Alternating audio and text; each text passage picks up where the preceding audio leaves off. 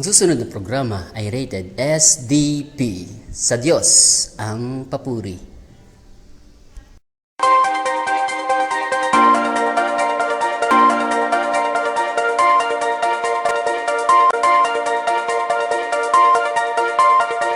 Audio Jungle.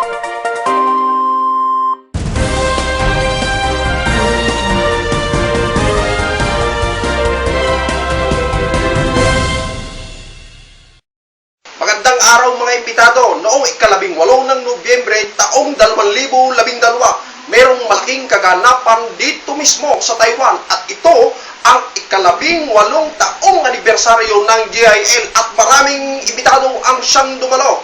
At ayon sa aming pag-iimbestiga, walang umuwing nakanga, lahat sila pinagpala pa tungayan.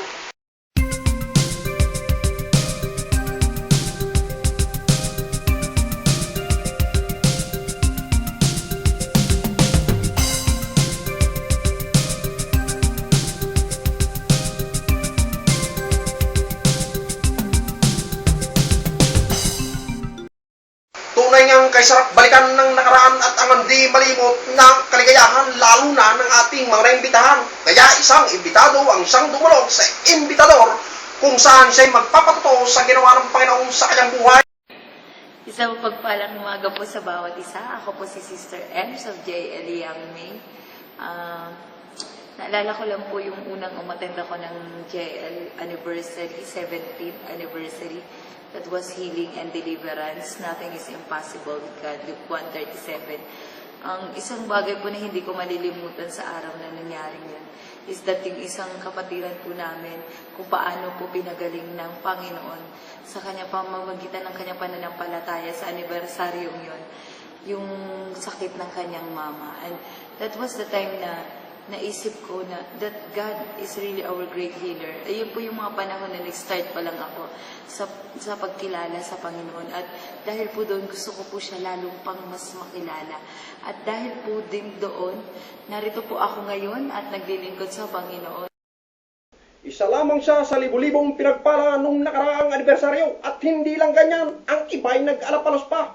Nawala dahil sa pagpapala nakarating sa pangarap na bansa.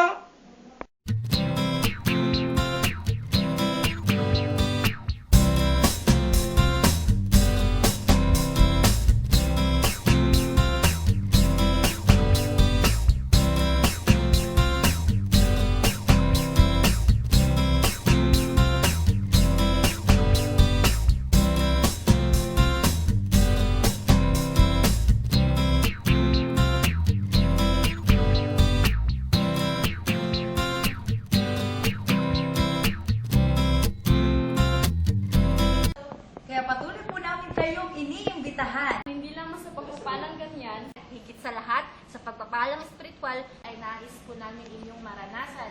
Kaya sa ika-15 ng Septembre taong kasalukuyan, mayroong gaganaping ika-19 na taong anibersaryo ang GIL sa CYC Taoyuan County Youth League number 168 Yanpeng Road, Section 1, Pengjin City, Taoyuan County sa ika-9 ng umaga. Hanggang sa muli naming pag-iimbita, ito ang mas pinaganda at pinatinding imbitador